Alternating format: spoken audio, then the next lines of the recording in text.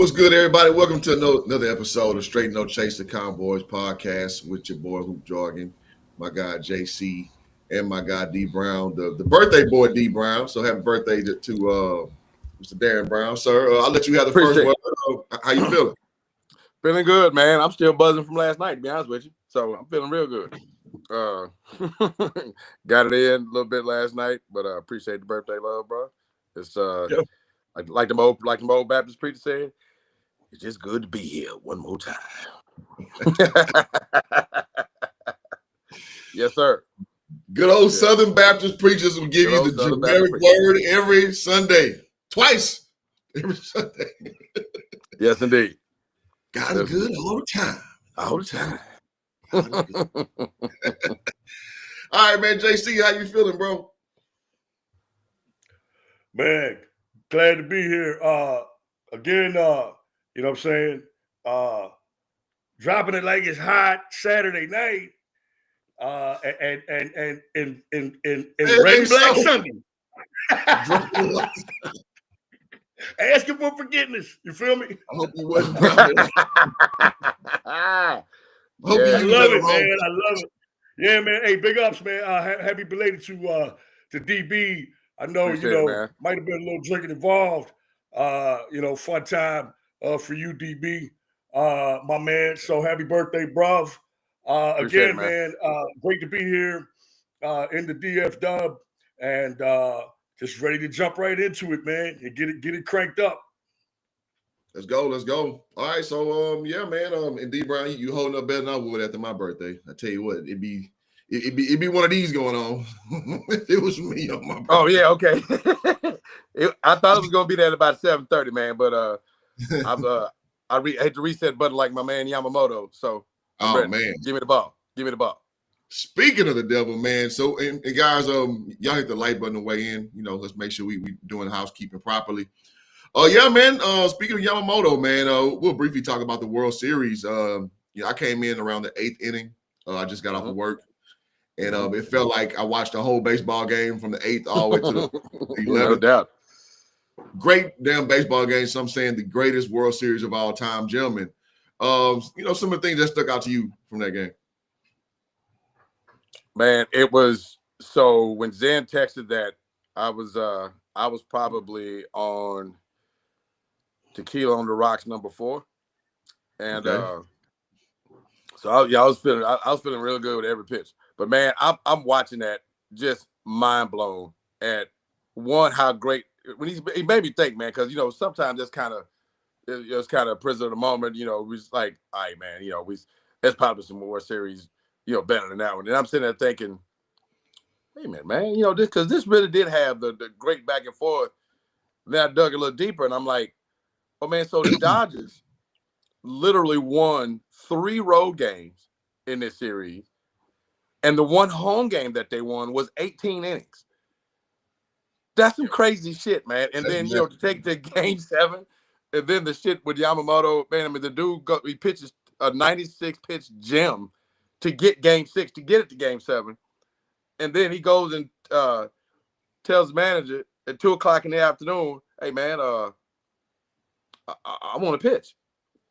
Who the hell does that? Especially nowadays with load management and all this other shit, man. I mean, that was some shit you would hear about, back in the, probably the 30s and 40s, man, where guys would pitch every day and pitch 9-inning games and shit like that. This dude comes and he said, "I'm gonna go do a toss session, play catch," and comes back and say, "Hey, I'm good. I want the ball," and then goes out and does that. But man, the drama, 2 things. And I mean, Cliff, you out in Cali, so I know they crazy lit out there, but man, they got to be sick, and I mean physically ill in Toronto. And I'm sitting there thinking, well, it was 32 years since they've been, and they get that close. Yeah. And for me, Joey, well, I throw it to you on this note. I'm thinking, that drought takes me back to the was it the 2011 World Series with the Rangers and Cardinals? 1 strike. Twice. Yeah, 2011. One strike.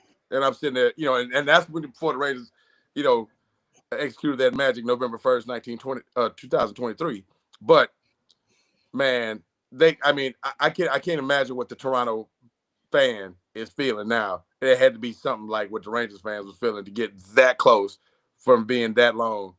And who knows when they get back, right? Whatever that is. What a hell of a series. Yeah, it seemed like Toronto was going to win it the whole time. I felt like it seemed like they outplayed the Dodgers the whole time, and them Los Angeles bastards just wouldn't go away. They just would not go away, man. That was epic. I loved seeing Mad Max. Damn, man, this guy. How many Game 7s has this cat started? Right. I just love his intensity, man. That dude is intimidating. He's awesome, man. And then just Vladdy Jr., the way he was playing, Shohei getting into it, man. That shit was epic. It was. That shit was epic, man. Without a real rooting interest, for me, being a Ranger fan, but it kind of got me thinking how, to be, in terms of fandom, you think about it. Like for the championships that I've experienced as a DFW fan, the Cowboys, they rolled everybody they played in the Super Bowl constantly every time. This shit never came to the end. All right. The Stars, man, that was an epic game that they won the Stanley Cup in, but that was Game 6. Okay. I'm talking all the marbles, right? The Rangers won that bitch 4-1. The Mavericks, they won in Game 6. You know what I'm saying? But then it got me to remembering what D. Brown was just talking about, the Cardinals. I have experienced an all or nothing moment. The problem was we fucking lost.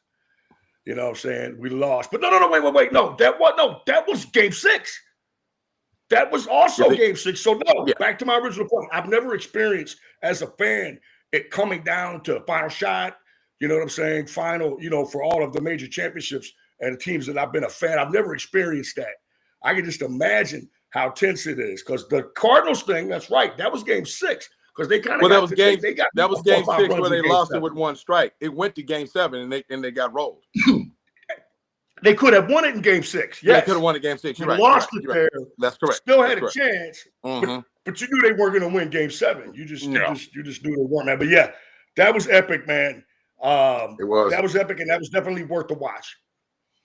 Yeah, it's just, when you look at the story of Toronto being the worst team in baseball last year. Yeah.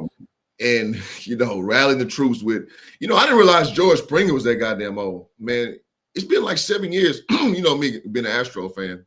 I'm like, damn, he's been gone for 8 years? I'm like, damn. That threw me too, man. It's like, he been gone that long? I feel like he was just on the team. Shit. I guess him and Bregman, I used to always confuse a little bit, kind of, sort of. But, man, I was like, damn, George Springer has had his own career for a long time. Yeah. And him being, the old head on the team, kind of, sort of, that was good to – well, it was interesting to see the dynamic of him over there. And then, again, like I just mentioned about the dichotomy of them being the worst team in baseball and being, strikes away many times to taking one home. Yeah. That was a crazy storyline within itself. And then just watching I lost my train. Oh, Will Smith.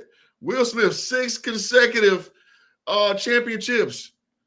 Like it's like if I'm a betting man, wherever Will Smith signed, that's where I'm gonna place my bet who's gonna win the World Series. That's crazy. Last 6 he's played. I'm gonna pull the graphic up real quick. The last 6 teams this man has played for and won the World Series. 2020 Dodgers, 2021 Braves, 2022 Astros, 2023 Rangers. Last 2 years the Dodgers. That's insane, man. Crazy, right? So is he the Robert Horry of Major League Baseball? Man, yeah, that's a hard argument to make. And then also just him getting essentially the game-winning home run for the Dodgers too, man. So he's not just a guy just filling roster space. He had the run to win the World Series, and also with Rojas, man, a great at bat. Just standing with the count, man. Yes. That was epic. He's behind in the count. He waited on his pitch with a 3-2 full count. Cranked that baby. Epic. crank that baby all the way to left field. What else could you want from a World Series except the Dodgers losing? Because, again, I'm a Astro fan living in LA, and I ain't got no love for them hoes. And usually I don't care. Usually I don't care. But, I went to a Dodger playoff game last year against the Mets, because the company gave me a ticket. Nice tickets, by the way. Shout out to Mattress Firm. And I had my Astro shit on just because, I'm going to a baseball game. And, because to me, we're not rivals. You know what I'm saying? Right. I couldn't take 3 steps without somebody saying something about the Astros, dog. I'm like, it's like that. Hey, how Snoop Dogg say, so y'all ain't got no love for Snoop Dogg and Death Row? Right. Well, let it be known then. Right. Wow. That's where I'm at now. So, fuck the Dodgers. That's where I'm at. So, but ultimately, my internet connection was kind of freezing last night. So, like in the bottom of the, I think the 11th, it started to freeze. But I heard I live in Monrovia. So I started hearing the fireworks going off and all that. I was like, oh, shit, Dodgers. You already know what Dodgers prove that Canada should just become a state. Yeah. Once again, Canada should just become a state. Just get it done now. Oh, God. America Junior. I mean, Canada does suck. So go there, America Junior. Canada does suck. Sorry to my Canadians out there, but y'all don't nobody take y'all serious.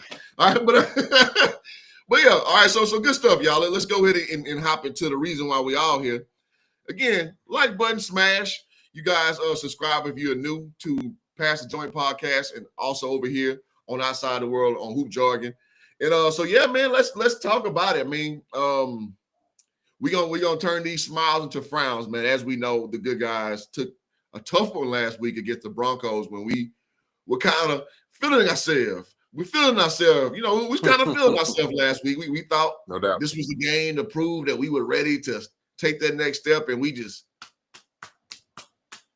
got I can tell man about the Broncos getting out coached, but we'll talk about all that later. Gentlemen, takeaways from our L to the Denver Ponies / Broncos. Fire it off, Jake. Go ahead, Jake. I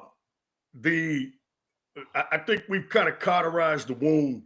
If anybody remembers the Tuesday post game a little bit, and we got some emails from some concerned fans, some good people, some family people that were upset with one Matthew Eberflus in particular. And now, we've had even more time to have it settle in. And again, man, I mean, that it's a hell of a bad visual. That place has always been, as I said many times, a horror show, basically, right? It's been a house of horrors. And, obviously, if you have championship aspirations, right, you don't want to play poorly. You don't ever want to look bad. You always get the feeling if your team looks really, really, really bad multiple times that, yeah, man, you really ain't a contender, regardless of what your record is. The NFL is hinky. That's all I'm going to say, man. It's more hinky, more wild ass than it's ever been. And, teams can pull it together, and I'm probably speaking a little bit more with my heart than my head.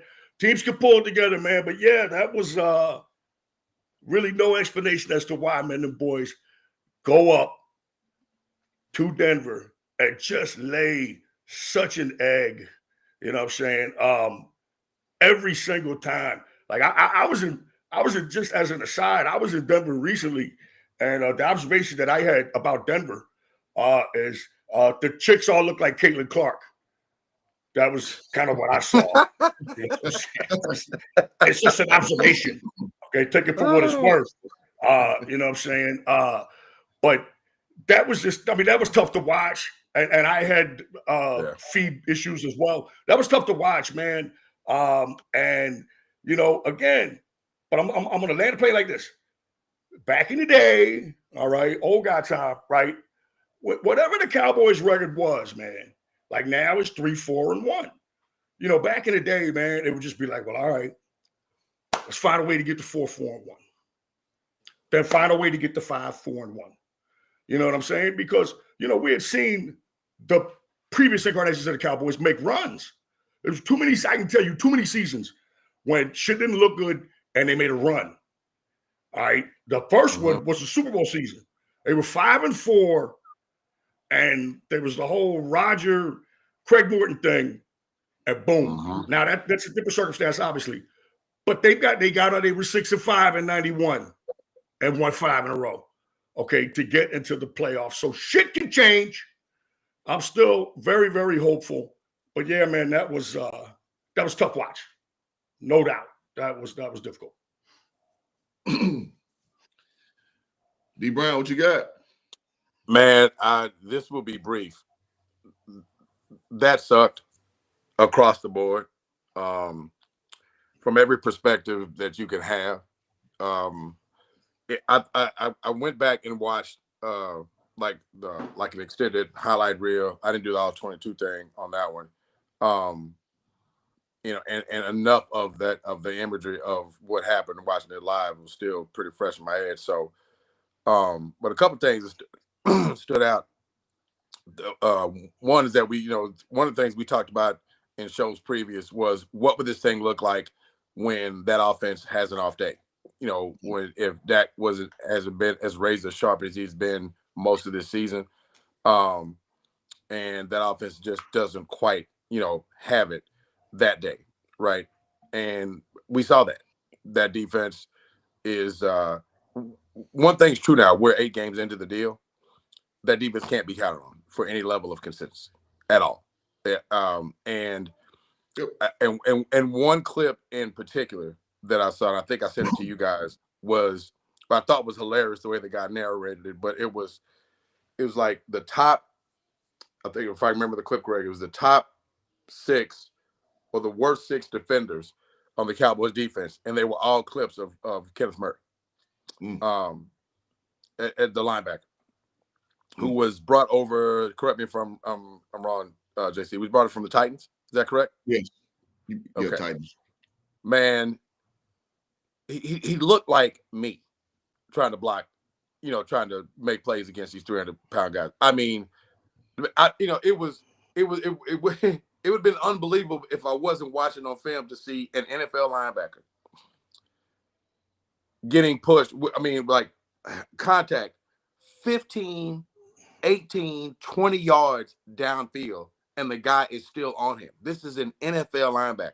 And the other part that was hilarious was how many times it made me think about those clips of Jalen Smith, runs of he's diving, making the dive, and the guy's 5 yards away from him, and he's like just a full out dive, or he's dogpiling on after the play's over. I mean, just the most wild ass shit you've ever seen. And this is Dallas's, linebacker that they went and acquired. So this isn't a matter of guys not focusing or, needing to tighten that shit up, but they need to do that. I just think they're devoid of talent, in multiple spots on their defense, and nothing that you can hang your hat on in terms of getting it together. The run that JC just spoke of, I would love for it to happen, man. I just don't see it happening with that. I think that offense, it will certainly bounce back because I think that offense is that good. And I have reason to believe that. But defensively, they just don't have it. They just flat out don't have it. So just looking at that just made me realize, well, just really more, not realize, but just reaffirm what I've always thought, that, nothing in me thought Dallas was going to make playoffs this year. Because of, what we've seen, 6 of the 8 games that they played, that defense is ass. I mean, where would you somehow find the confidence that they would, for a run to happen, for them to sustain any level of consistency to sniff the playoffs? And once there, then what, right? So, they've got to make some things happen. And I know the trade deadline is Tuesday. I'm gonna stand on this one, and I'll land it here. I don't think there's anything. I don't think that this is a one guy. They go trade for one of the multiple names that we've heard. I don't think if they trade for any of those guys that it fixes that, because a guy like Garrett or a guy like Hendrickson or any of these really top names, Cosby, if you will, I don't think either one of those guys fixes that linebacking core. I don't think either one of those guys fixes the horror show that's in that defensive secondary. So they now I know they're missing a lot of guys, but damn, I mean, there's just talent deficient all the way around. And the last piece was, I don't think that was Shotty's. I think Shotty was off his mark too in terms of play calling, game management, what have you. And Dak was off his square too. I mean, he got greedy there at the end of the first half when there's sure points on the board. You frightened Brandon Aubrey out there, and he got greedy and threw a pick down the middle of the field. And that's just a ball and a decision we haven't really seen Dak make all year. So I think they'll bounce back. But it's I just think as I landed, man, I think we're just prepared for the roller coaster show, right? One up, one down, one up, one down. And I think if there's going to be a streak of any kind, with this gauntlet that's coming up in a couple of weeks, there may just be the propensity to, for the L streak, to be honest with you, with the way that defense works, because they're going to really get into some heavyweight teams after the Raider game and on the 17th, and it's going to be interesting. But terrible look, man. I give him a 1 for Watt right now. You give him what now? Yeah. The chat, it was TJ Watt. I'd give him a 1 for Watt right now. And not only that, wow. You talk about one guy? Myles Garrett? Diggs. You can't get him because the money. Probably the pick situation, but damn. If you could jet out my trick in Cleveland, they're taking a 1, maybe 3 or some shit for him. I don't know. None of your players have any value, but man, I think one guy could tilt the scales, man. This is the one time that I'm glass half full guy and DB is glass half empty guy on a trade. Wow. I'm gonna say this, man. Maybe it's the offense of how good they've been most of the year. Like I still have some type of unrealistic hope in this team. I just don't know why, because it looks so good when we're clicking. Granted, last week we looked like complete ass. We couldn't get really anything going, even though the numbers looked like CD and Pickens had a good game. You look at our run game; it was putrid. Dak, playing, vintage 4 years ago. Like, what the fuck are you doing, Dak? But listen, man, every quarterback's allowed a bad game, so I'm not gonna, throw the baby out with the bathwater, proverbially speaking. From what I saw last week, and man, I want to just put brother Bridges. It seemed like every time I turned around, boy, they was headhunting your ass out there on that field, man. It was tough. Please. That looked like some college shit right there. Like when you see a D back out there who has no business out there, and you like, you know what, go at his ass. I don't care what we call him. Go at his ass. That's what that was, what you saw, ladies and gentlemen, last Sunday. I felt so bad for that kid watching him just get picked on and picked on and picked. Like on the NFL level, you don't really see that. Not only him, man, but your boy Elam. They could have been just as good with 10 guys on defense, man. With the wow.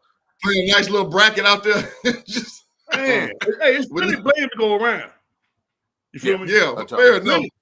Every time I look up, man, like that shit with Murray. When DB sent me the video with Murray, I was like, damn, man, you were talking about Jalen Smith. Smith used to just step the wrong fucking way. All right? This fucking goof. He would just step the wrong way. He would still come downhill. He would just fucking step to like, dude, what are you doing? Right? This Murray guy, he was like, the film is horrific. Right? He's bailing and heading to the house. Oh shit, man. I'm gonna head out. Right?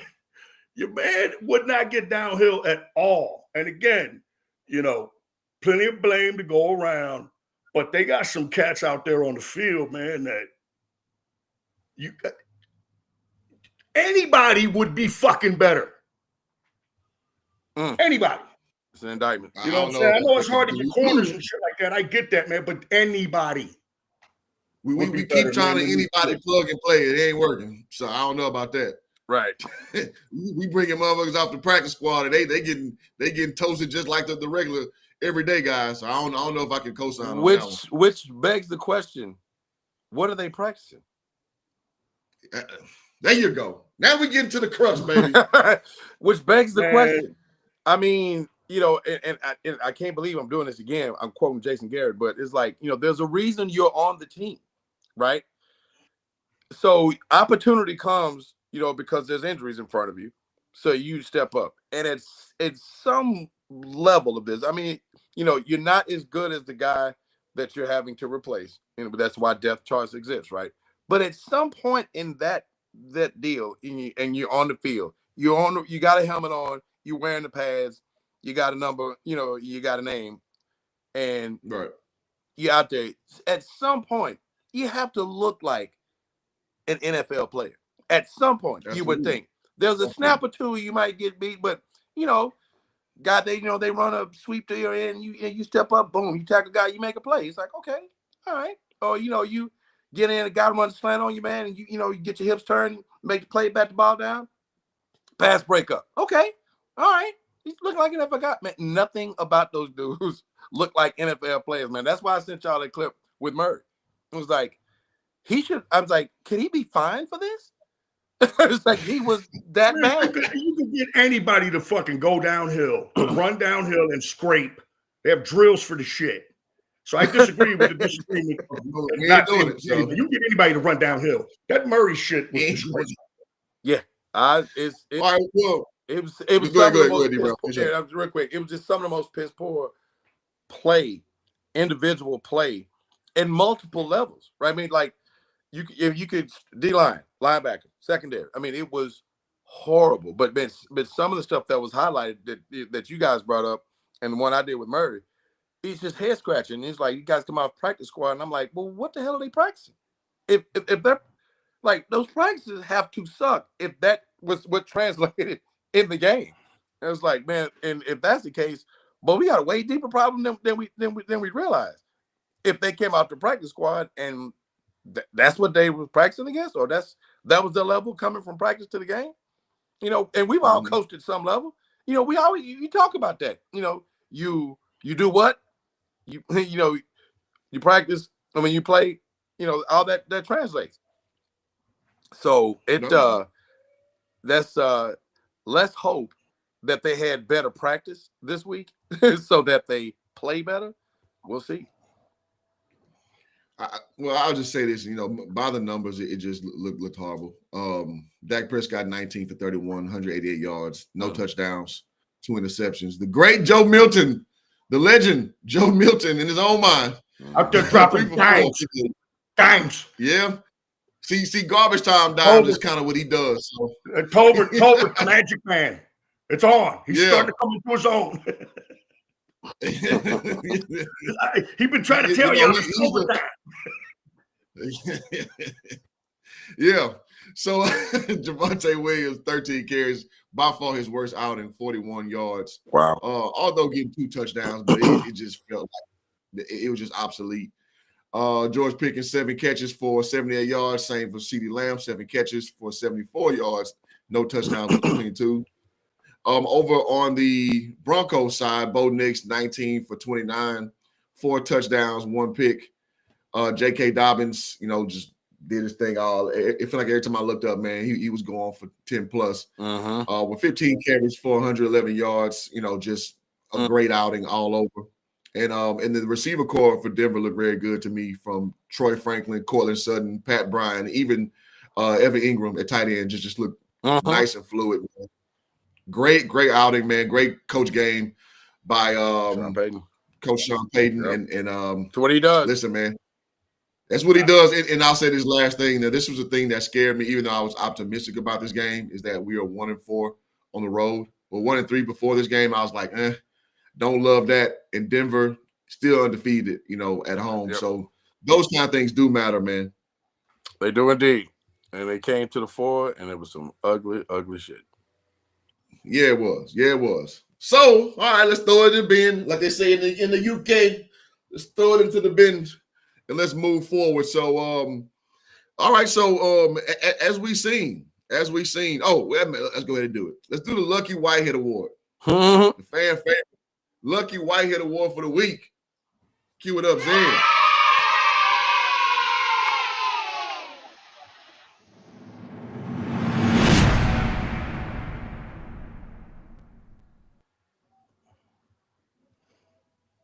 All right, Lucky Whitehead Award. I'll go with Franklin from the Broncos. Like, he looked really good and shit, man, but was it the Cowboys making him look good? So a little bit of luck involved there, man. I'm going with your boy Franklin from the Broncos, man. I thought he looked pretty good. Again, though, you got Elam 3-4 yards away pointing at somebody, and ain't nobody on Franklin. But hey, I'm gonna go with Franklin, man. Just so I can say I participated in the award. Is that a straight no chaser first that we award the lucky to another first made by the only on the AC Kimmy? Yeah, of the opposing team. Damn. Yeah, we just broke ground here. JC's a man at first. Hey, yeah, Chuck Howley won MVP in the Super Bowl and they lost. That shit happened. He did indeed. He did. Fair enough. Did Jerry West win MVP losing? I think he did. They played the Colts. Yeah, they played the Colts, and the dude had a couple of picks and shit, and was all over. Jerry West. How fast homeboy was, man. He was a bad cat, man. He won MVP. I'm talking about basketball, JC. I'm talking about basketball. I think Jerry West won the MVP in the finals. Yes, the logo. Yes, yeah. That also happened. The logo. Because like in that Lakers series winning time, right? They have him destroying the award, right? Because they didn't win the series, right? Oh, that's going okay. nuts with the crazy West Virginia accent and shit. God damn it! That's right. Yeah, man. Yes, the logo. So man, in keeping with that thing, I'm going with the tried and true straight no chaser mantra. I ain't giving it to a damn soul. Okay, man, who from that outing? Because man, the lucky is become kind of a reverent thing on this show, man. I mean, this is a straight no chaser original, and you got to earn that thing. And I just can't just give to anybody for certainly a piss poor thing. Although I appreciate what my man JC just did, because that we broke ground there. That was the first, but I can't do it. Yeah. I ain't giving nobody shit. I actually was gonna go D Brown's direction and give it to no one. I'm gonna give it to a guy who I'm not particularly high on. Okay. Who everybody swears is the greatest thing since sliced bread as a backup. So I'm gonna give Joe Milton. He got funky out there a little bit in garbage time and threw a nice touchdown to Jalen Taylor. Okay. So fair enough. The great Joe Milton. If you need 70 yards, he can throw at 70. If you need 10, he's throwing at 70. So I'm gonna give my guy Joe Milton. He was dealing. Fair enough. Milton was dealing. He was out there dealing. Man, that boy, he got a cannon on him, but goodness gracious, he can't turn that thing off. But so I'm gonna give it to that. Fair enough. Fair enough. And shout out to the chat, guys. I see you guys are super active today. I appreciate y'all. Shout out to Third World Columbia. Shout out to HG Wells. Y'all holding it down over there. I appreciate y'all. All right. Moving forward in the show, past the illustrious Lucky Whitehead Award. All right, so we can talk about a little bit. And guys, next segment, we're going to do a Cowboys trivia question. So you may want to hang out. We're going to give a free Cash App out. Money has not been determined, but, to the winner of the Cowboys trivia question. So y'all make sure y'all hanging around. All right, so our next segment, man, out-coached, outclassed.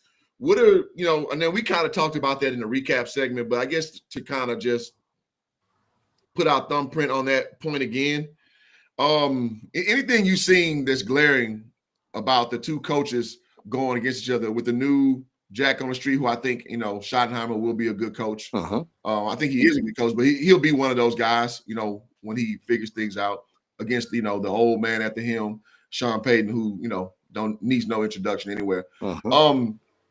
Any little tidbit you may have saw, like, again, I don't want to beat the dead horse all the way away, but any little small thing you saw with the out-coach and out-class? Well, yeah.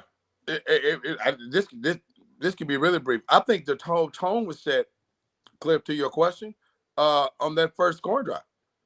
I think a couple of the play calls, he had a little. It was very McCarthy-like. He got cute.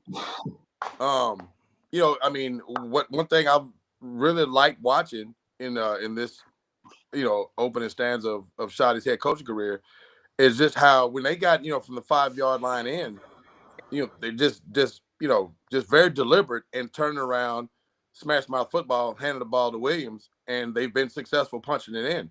And this was like a first and goal from maybe the 2, and and he got cute. Naturally the series bogged down and to settle for a field goal. And I thought that kind of set the tone, for what the rest of the day would be. And as it turned out, they just, you mentioned it earlier, Cliff, they just couldn't really get anything going. But I think that's one of those things. And for this team, I think, they just don't have that margin for error, particularly offensively, when they have to score points, right? Because we know what it is when the defense takes the field. If they do anything in terms of production, that's a surprise. So I think there's a bigger premium on this edition of the Cowboys. When they have an opportunity to get 7, they got to do that. And I don't think Shotty helped them in that opening drive. And he even referenced it. I think at a halftime and even in his post game that he said, we got to play better. I got to coach better. So I can fully appreciate the fact. And sometimes, we've all been athletes at a level. I mean, sometimes, when it's like, hey man, I for whatever reason, I just wasn't on my shit today. I wasn't as sharp as I expected to be in those things. And what do you go out and do? I mean, you evaluate. First, you acknowledge it. You evaluate what you would have done different, a little bit better. And the next time you go out, you rep what you do. And next time you go out, you perform, and you typically do it better, right? And that hopefully for the Cowboys that's the case. So, and then I'll flip it here, bro. You're going up against one of the best play designers, play callers, in history, in Sean Payton. You know what I mean? It's. I mean. When you got to go up against a guy who can game plan with the very best there's ever been, whatever misstep you have, even if albeit a minor one, it's going to be glaring if you're going up against that guy. Because, he's going, you know what I'm saying? He's going to work your defense like few others. And boy, did he have a lot, to work, in terms of, he had to just look at his playbook and probably just start giggling. Like, oh shit, I know this is gonna work. So, there was he went up against one of the heavyweights and wasn't quite as sharp as he needed to be. I liked his accountability, and we'll see if I'm pretty confident that they'll dial it up tomorrow night and be better at least on that page. Sean Payton, is that supposed to be GOAT? He's pretty damn good. He is pretty damn good. I think he's one of the. I say this, I'm, like Cliff eloquently told me before we came on, reminded me of how old I am. And I am old, son of a bitch. He's probably one of JC. We probably can roll with me on this. He's probably one of the 3 best offensive minds I think I've ever witnessed. I'll Reed go with and McVay. Yeah. Well, no doubt. Yeah, I mean, Andy Reid is like fucking Picasso in that bitch as far as offensive football. Yeah, I mean, Sean Payton is it's brilliant. I don't know how else to put it.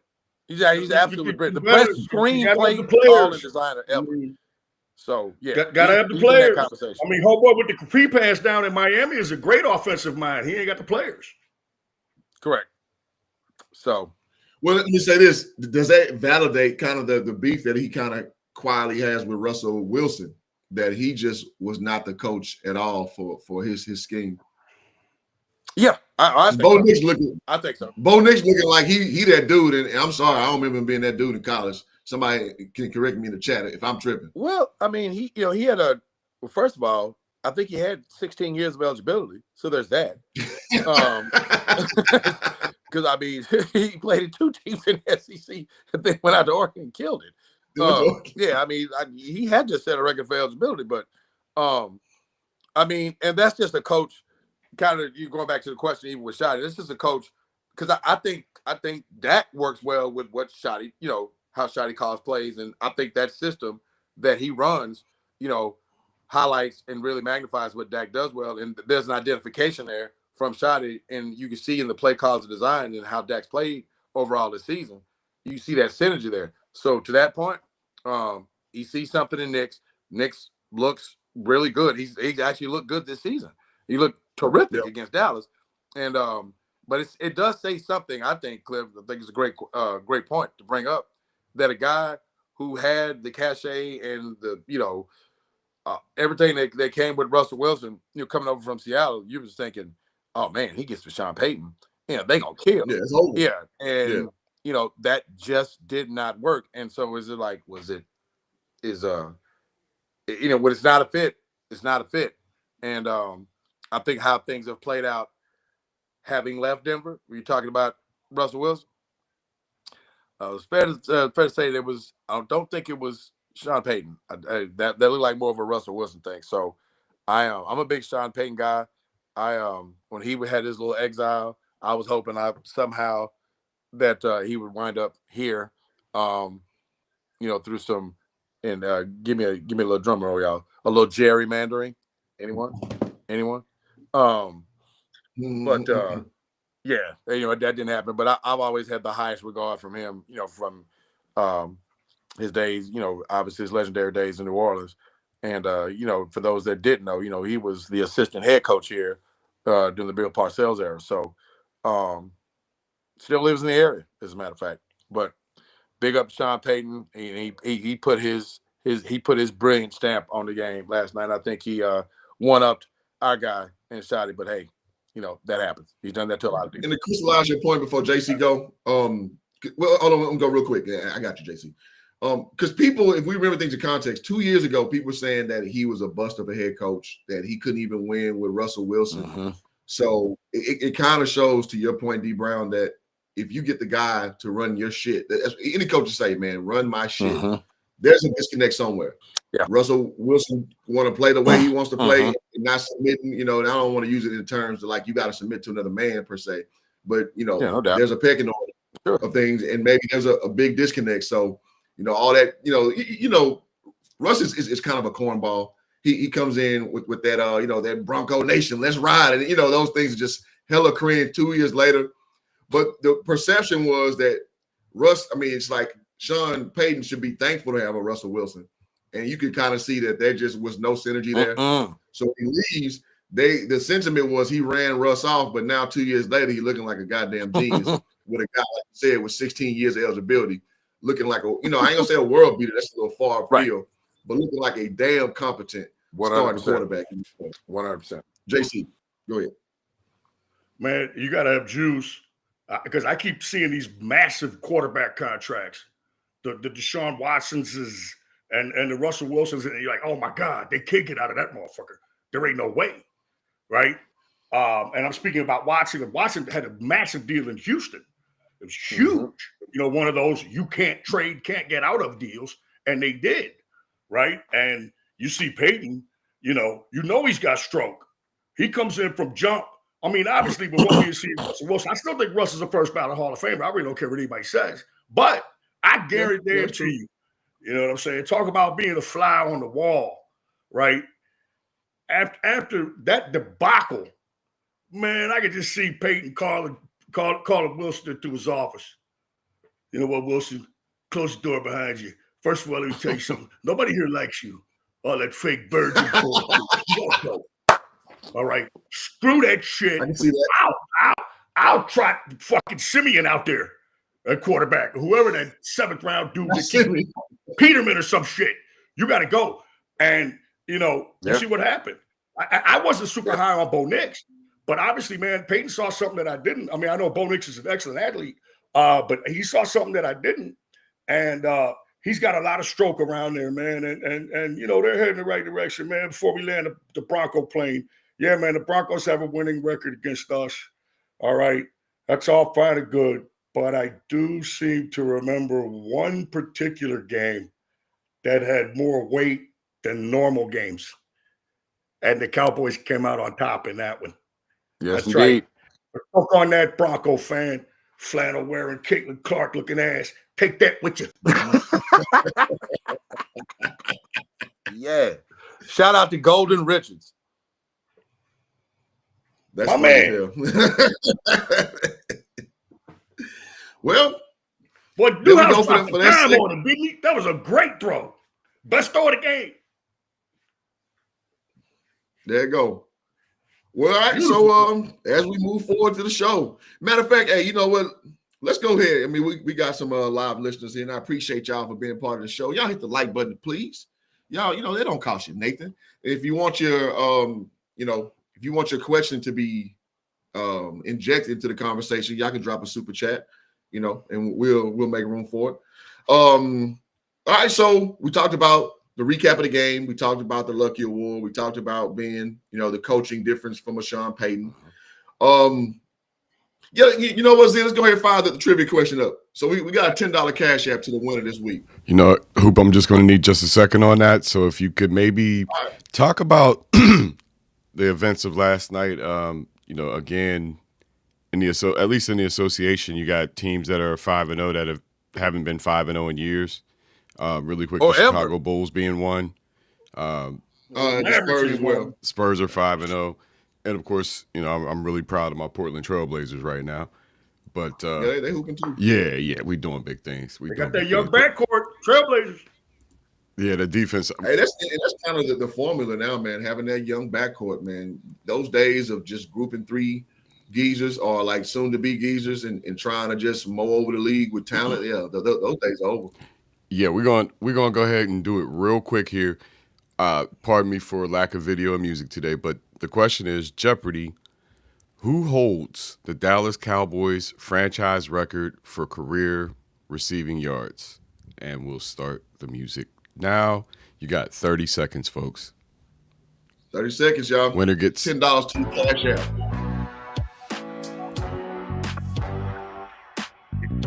This is Jackie Harris. All right, who is this? That's your generic 2-week club music right there. Can we get one of them D Brown raps?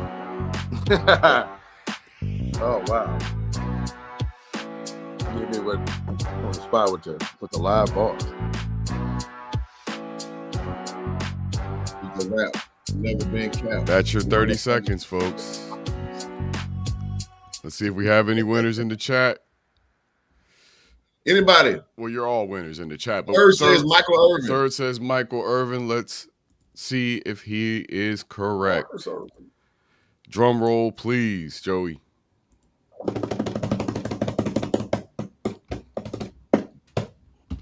Sorry, ChatGPT is taking a long time to bring back the response. I'm about to say goddamn show.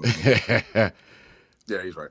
The answer is Jason Witten.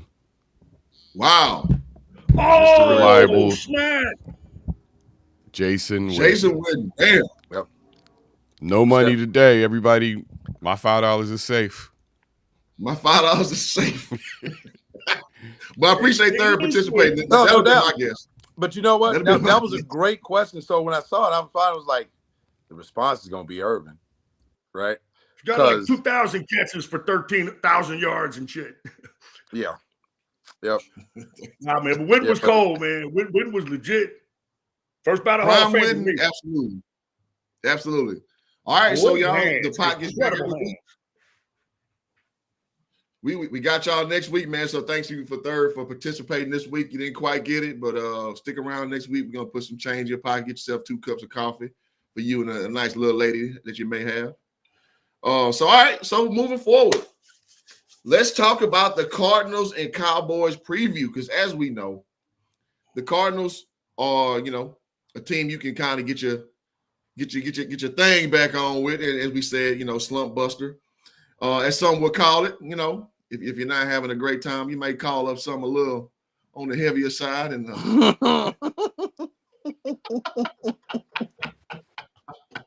and remember who you are. Somebody in the chat tell me Boy, we live this morning. I love it. Hello, America. Hello, America. God, dog. Woo! Buenos dias. Buenos dias, Los Chubby Americanos. Chasers. Hey, man. Chubby chasers in the world. Shout out to the big women out to there, the big guns. Let me stop while I'm ahead. Yes, please. But no, in all seriousness, though, the Cardinals are not doing great. They do not have their starting quarterback with one Kyler Murray. Now, listen, Jacoby Brissett is nothing to shake a fist at. I mean, now listen, this could be one of those. Now, this kind of sounds ridiculous saying a trap game being we're 3-4, they're 2-5. However, we know who the better team is, and this is a team that can play competently. So, gentlemen, some of your insights, some of your thoughts about Monday's game. Y'all remember that Monday against the Cardinals? Man, they played a lot of close games. The Cowboys actually have a worse point differential and a slightly better overall record, thanks to the tie and the extra dub. And Brissett has, speaking of competently, there's that word again, man. Brissett has proven himself to be competent. You would think, okay, no Murray, that really helps. But Brissett's played well these last couple of games. He's actually kind of rolling. I always like the kid. Like I said, man, competent quarterback. That's why he keeps getting jobs, man. And so again, you're not out of the water or out of the woods, so to speak, with these boys just because Brissett's in the game. Shit, they had that one dude, who was the brother Dobbs with no fucking eyebrows, Lemonhead looking back. And he killed that. This guy zone reading out of his mind, right? And they waxed Dallas. You know what I'm saying? Did. That was the famous when Mike McCarthy declined the safety game. Yep. Oh man, but we ain't gonna go back on that. They present problems. Cowboys are at home. I think that once again it gets back to the run game, and here's the thing: Cardinals have a pretty okay, not bad defense. They're playing pretty well, man. I mean, there's that guy again, man, Buda Baker. You know what I'm saying? Some bitch just makes plays. You know what I mean? So, this is not a walkover by any stretch of the imagination, but they are at home. So that does make you feel a little bit better. And again, man, it's like I said, it's all part of the crawl, brothers. Hey, man, 3-4, let's just win this bitch, get to 4-4. They figure out how to get to 5-4. You know what I'm saying? Let's just stack some W's and try to figure this shit out. I mean, because as it looks now, this is the odds of the Cowboys making the playoffs are damn near infinitesimal because it looks like the Eagles are going to win the division. And with all the other teams in front of them, it doesn't look good. It could obviously still happen, but the main thing, man, is that, like I said, man, they need to win 70% of the remaining games, which obviously that percentage is now 77 because you lost that game against Denver, because you lost that game against Carolina.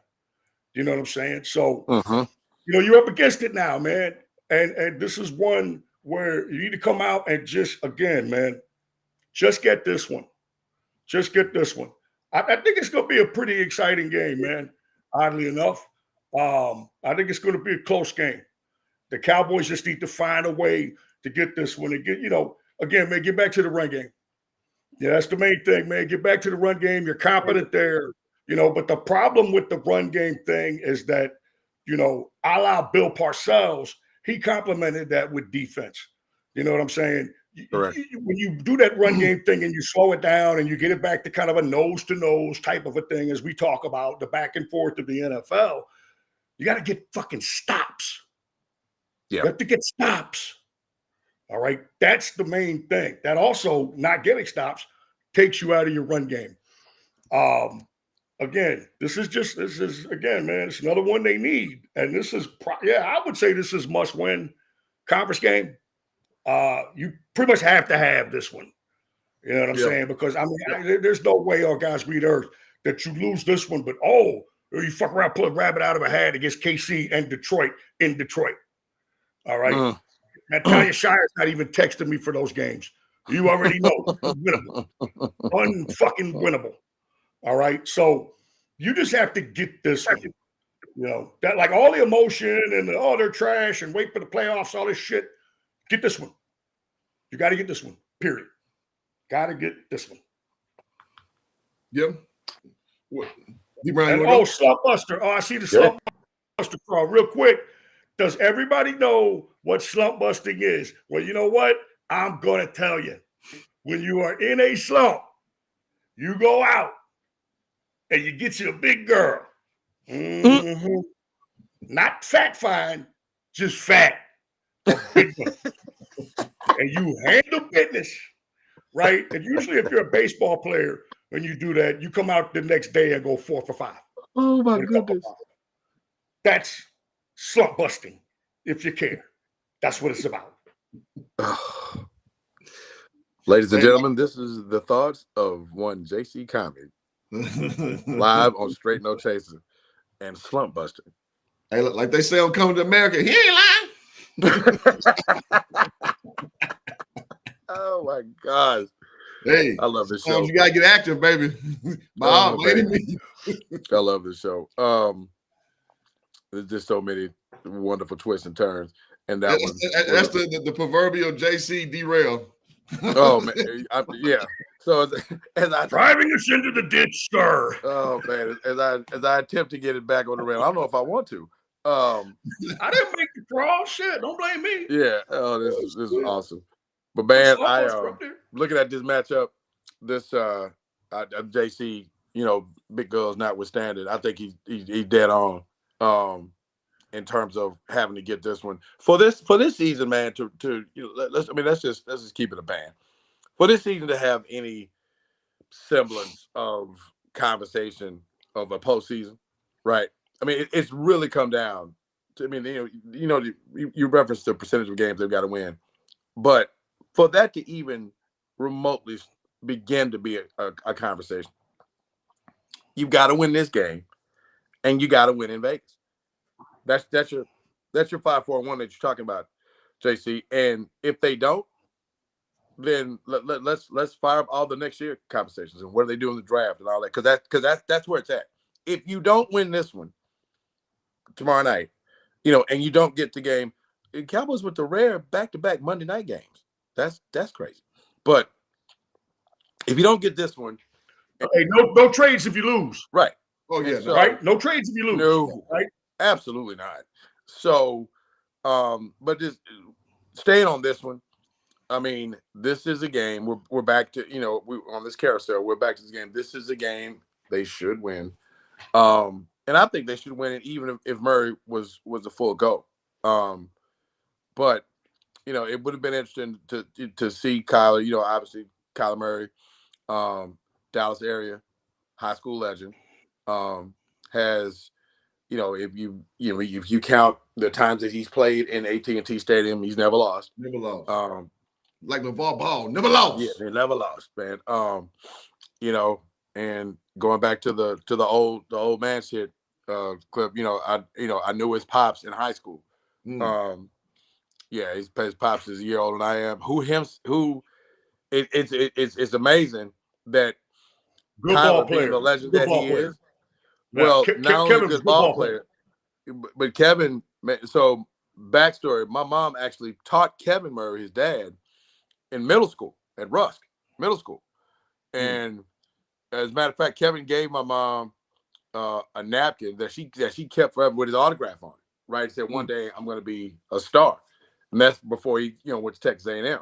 Right, but was and actually Kyler's uncle Calvin went to WTY High School where I graduated from and graduated with my brother Jason.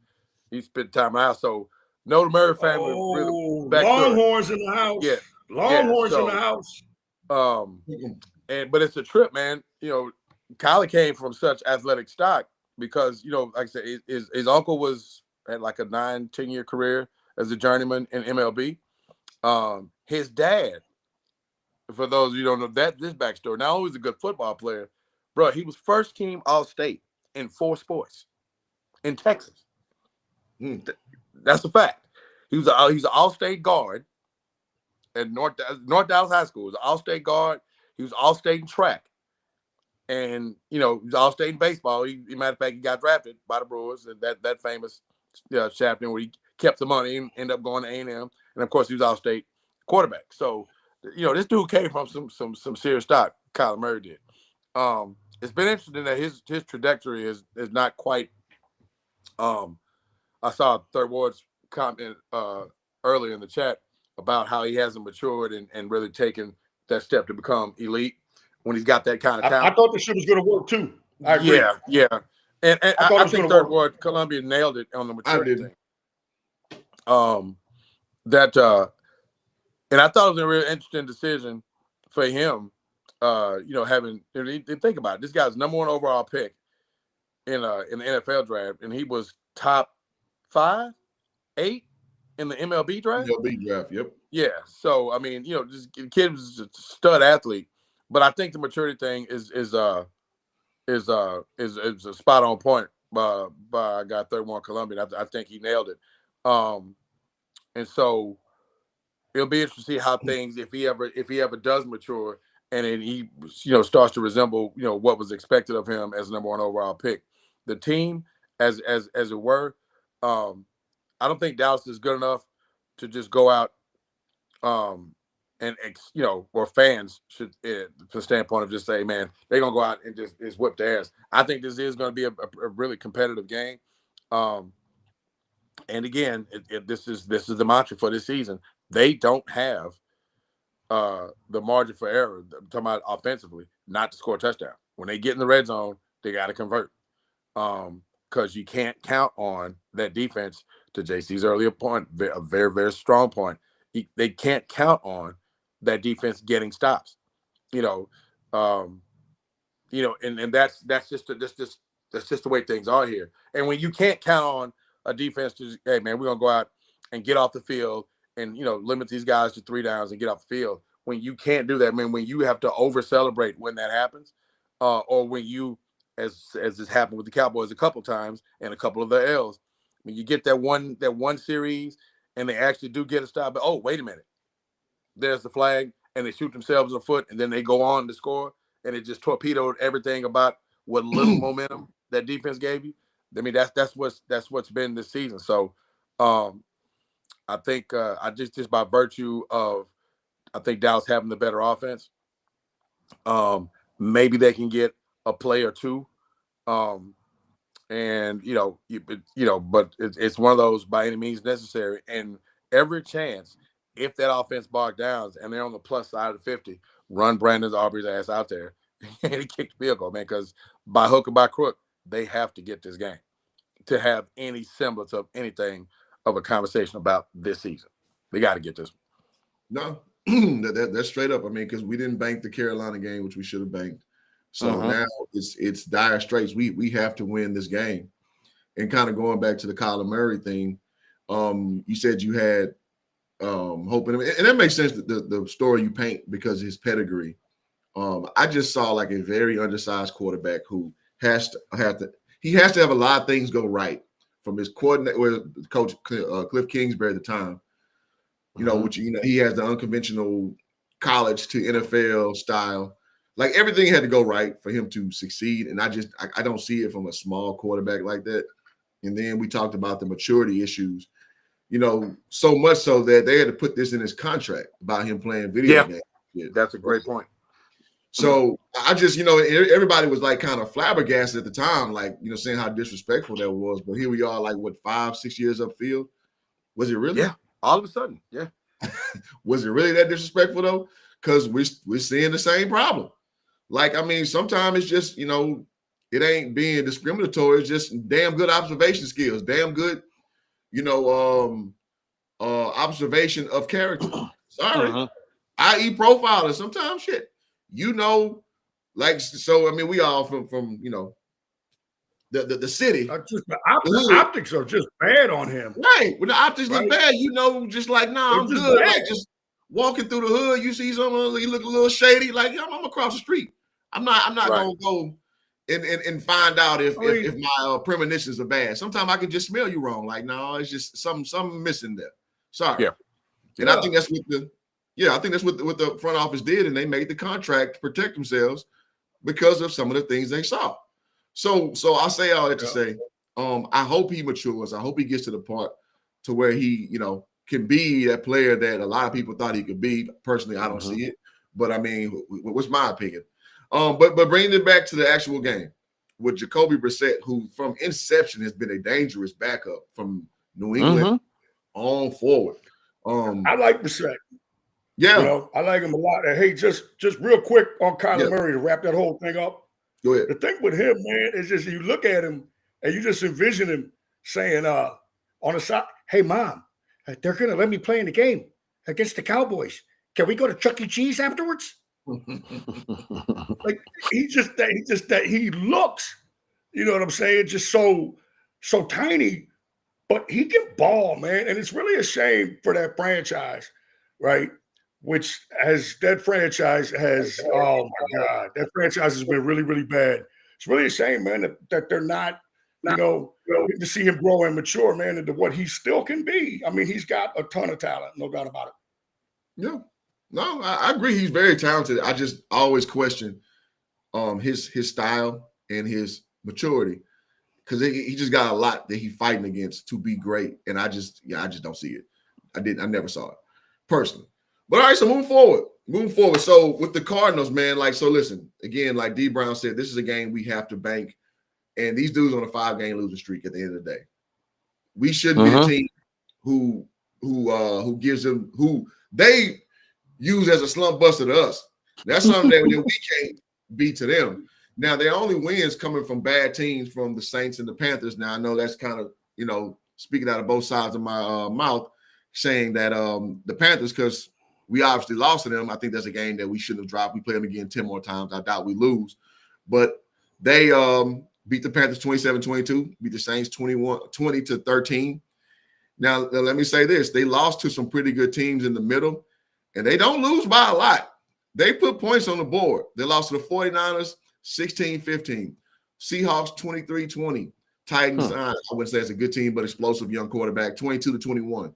Colts, the red hot Colts, 31-27. That's a kind of an impressive loss, if we're being honest. And then last week losing to the Packers, 27-20. One-play game.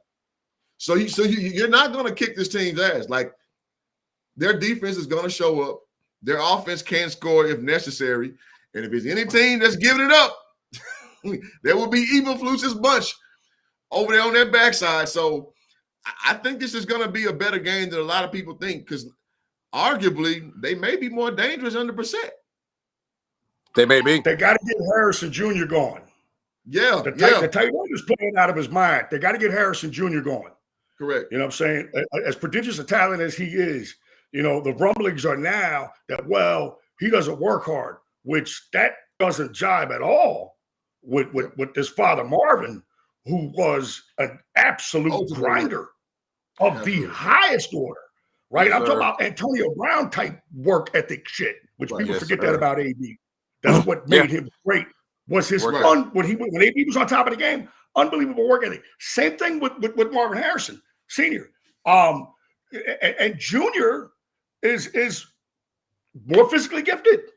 He's bigger. He's bigger than his father. Yeah. Everything is there, man. Yeah. Everything is there for him. They got to get him going. And again, if you're Arizona, you got to be thinking, here's the perfect spot to do it. This is the game. If you look out there and you see fucking Elam on his ass, screw what the play call is. All right, seriously. And I think, you're going to get a lot of that, man. They need to get him going. They really do, because I was stunned to see that he hasn't had a breakout game this year. He's not had the 8 for 150 couple score game. That hasn't happened. And over time, when you're 3, 4, 5 games in and you see that this is not happening, you're like, well, wait a minute, man. Like, this kid can play. What the hell is going on? What ends up happening is it's on you, brother. I know receiver is nobody knows more than me that receiver is a dependent position. Probably the most dependent position, I would say, in football. But hey, man, if you're not getting it done and they tried force feeding it to you, they're going to stop coming to your ass. Mm-hmm. Yep. So it's just imperative for them, man, and really for the future of that organization is to get this dude, get him on the path to be a number one. You got his teammate, the kid down in Tampa, I believe, that's a rookie, right? And you got these other Ohio State cats. They're progressing. The kid that's a rookie, I'm not going to even try to pronounce his last name, down in Tampa, he's progressing. He's balling, just a rookie. They expect the same out of you, Junior. So show up and get it done. And I think he's good. I think he's going to get a lot of targets tomorrow. I really believe that. Yeah, I mean, this is the team to get it going, you know. And shout out to my coach, Daryl Hawkins, the great Daryl Hawkins from Arkansas. If you guys remember, played with Todd Day and Corliss Williamson and all them. He was my coach at Prairie View. 40 minutes. All the female listeners. You say who? Big Nasty. Who that? Big O? Corliss. Okay, yeah. And shout out to him, man. He had no. Man, I thought he was gonna be cold. Yeah, man. Yeah, that's a big old boy. Corliss is a big old boy. He had Big O come down practice before. He had Coach the legendary Coach Nolan Richardson come to practice a few times, and so you know it was cool having Coach 40 minutes ahead. 40 minutes ahead. Yes, I remember we played Louisville. They were talking about that, and they said, "Well, I don't know if Prairie View can do that. It might be 40 minutes of heck." So he's part of that. He's part of that Richardson Perry Hill tree. Hawkins, right?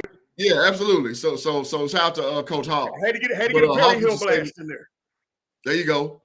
And Hawk used to always say this thing like when we were playing bad, and all our female listeners, y'all close y'all ears real quick. He like fresh pussy out there in Prairie View. So meaning that if you want to get your dub, you can come through us because we was playing soft. So it's like, hey man, fresh P out there in Dallas, man. So as far as defense is concerned, so if Marvin Harrison needs this breakout game, what better week than to do it against us, man? Because shit, we can't stop a damn cold. Got a question for the panel, real quick. It pertains to this game. So real quick before you do that, a shout out to the 20 Game Sports dropping that $3 super chat on it. Appreciate you, brother. All right, go ahead, D Brown. 20 Game, man. Appreciate that.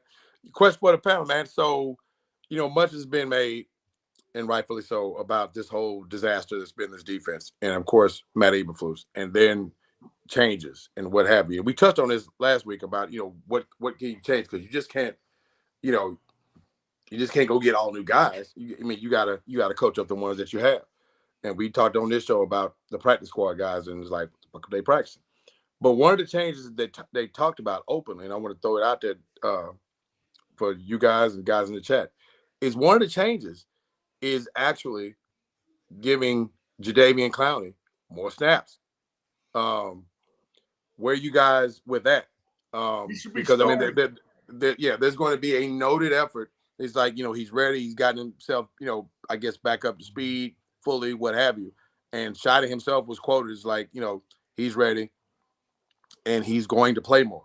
So that's going to be an interesting watch to see what, if any, you know, a healthier or heavier dose of Jadeveon Clowney. Do you think that you think it plays out plays in Cowboys' favor? So, you know, to be, you know, you're not asking him to be Micah Parsons, you're asking him to be Jadeveon Clowney, you know, who was drafted to be the record now. He's good run defender too. He needs to start. Yeah. So it, you know, what do you guys think in terms of that insertion, in terms of changes to, you know, help this defense be productive? It's a no-brainer. Go ahead, Jason. It's a no-brainer. Yeah, no, it's a no-brainer. You have to do it. You know, he's again 6'5", 267. All right, and he's a different cat than Williams and Nealon. All right, and you know you're gonna have to play those guys anyway. But Clowney needs to be your starter. That should be your first and second down guy without question. All right, Fowler has shown he's third down only. All right, he's third down guy only. All right, and really these other guys kind of have too. And Nealon, I don't know what he's doing. I heard the other day, well, Nealon's playing through an injury right now. Well, hey, man, like the great Robin Harris would say, hey, Playboy, it's year 2. Gotta go. Gotta go, man. And we can't, you know what I'm saying? All of this, he's nursing. Hey, man, ain't nobody 100% right now. I don't want to hear shit. All right. And I say that because I was high on Nealon. I thought he was a really good leverage player. I thought there was some real potential there, man. Just have not seen it. Have not seen it. Williams, too. And again, with Williams, it's first year back after the ACL. Whatever, man. Got to go up out of there. The clock is ticking, right? Put the veteran in there. Get Clowney in there and start him. That's one move you can make for sure. And I agree making it. So. But the problem is, what do you do in the secondary, Cliff? What do you do in the secondary? Man, put some cones out there or something. Shit. I'm tackling them dummies. Just let them stay in one spot. Put them in about 20 yards out. Oh, shit. Stay in cones. What a commentary, man. Put some cones out somebody out there. I love it. God, man. Receiver to run to the dummy. Cones. Yeah, no, it's bad, man. It's bad, man. We can have a whole show just talking about how bad the Cowboys. It is bad. Yeah, it's bad. It's terrible. It's bad. Well, to it's bad. Both safeties still out. Yeah, both the starters are still out in the secondary. I believe so. Yeah, it's a graveyard. So Diggs is out. So Diggs won't be there. And both the safeties are out. So this looks again like last week in terms of who they're running out there. Let me check the injury. What's up with Wanye? And I think he's out too. He was hurt. Hooker's not back yet. I mean, who would have thought? And I don't hate Malik Hooker, but who would have thought we would have been pining for the return of Malik Hooker? Right. Like this is where the thing is. Get Hooker back out here. It'd be like that sometimes. It's tough, man. They're banged up. Yeah. And now here's the thing, though. Guess who's more banged up than they are in the secondary and hogging out? Detroit. Yeah. Detroit's more banged up than anybody. And it's no coincidence. That Campbell is. They are a diehard man team. Now it's still difficult to get really good man corners because if they're bumping around, they usually play for someone. But they stayed with their scheme, and I say Detroit's holding up pretty well, man. No doubt. Probably the best team in the NFC, if you ask me. Right. But I got this. Are y'all ready? Yes, indeed. Okay, Clark as safety's out to November 17th. Revel's out to November 17th. Cornerback, safety Thomas Jr. He's out. Well, he's questionable for today, for tomorrow rather. Donovan Wilson's out to the 17th. Diggs is out to the 27th, and Butler he's out. He's just out. So yeah, so everybody's coming back for the Monday night Raider game. They're gonna have cats in the starting lineup that I don't know who they are. Yeah, think about that. Yeah. Hey, to your earlier point, JC, Marvin Harrison's got to eat today. Tomorrow. Yeah. If he doesn't eat tomorrow, then they've got a deeper rooted issue than what they probably realize. I mean, and even with Jacoby Brissett, throwing the ball, that game plan has to be heavy. Okay, Rook, check it out. Get your mind right. Run your precise routes because this is the old school clip, like they say in the old days. This is the B team. The Cowboys are running the B team out there in the secondary. That is the B team. So if Marvin Harrison doesn't eat, against that, they got an issue. But to offset that, to your point about Clowney, it almost makes it a no-brainer that you got to get to help those guys out. Let that tight end eat. Don't let Harrison kill you. Let that tight end eat. Don't let Harrison kill you. I'm saying play him because he's getting in game shape. I'm sure he'll say that to you verbatim. He's getting more and more steam up under. So yeah, unleash him. I want to see more James Houston as always, and let's just keep that train running, man. Bet. Keep that train running. All right, so good show. Oh, we didn't do the score predictions. Score predictions real quick, and then before we round it out. I guess I'll start off. Fire it up, man. We play good at home. We're undefeated at home. We good for about 3 touchdowns plus. Arizona does not get blown out. So I'm going to go 31-28. Good guys. Solid. I'll roll with a pretty similar score. I think their offense gets back on track. They said this the home atmosphere works for them. but I think Arizona is going to scrap just because of what Dallas is going to roll out there. So I think it'll be tight as well. I'm going to go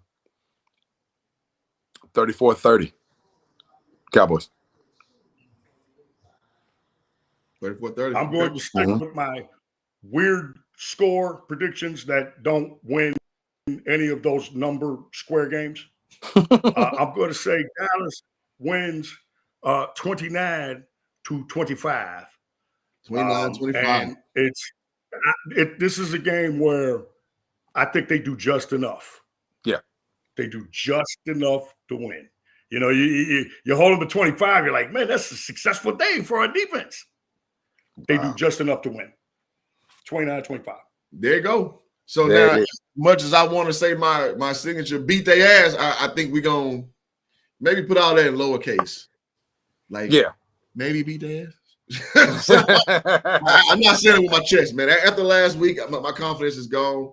But my confidence has been rocked. It's not gone. Right. But I'm not speaking with my chest till I see it. Then next week I may be back with some ill shit to say. So thank y'all, man, for pulling up, man. Good show, gentlemen. Any parting words for the viewing audience? Well, the brown liquor has returned after a 3-month absence. All right. The brown liquor is back as I continue to wage war against my liver. There you go. Cowboys. Hey, man, closing out what's been a really, really good birthday weekend. Looking forward to my grandchild's first birthday, which is actually tomorrow. So there you go. My birthday in 2 weeks. Yeah, score up living. What it is. Yep. Straight no chaser. And we catch y'all on the next one. Go Cowboys. Peace.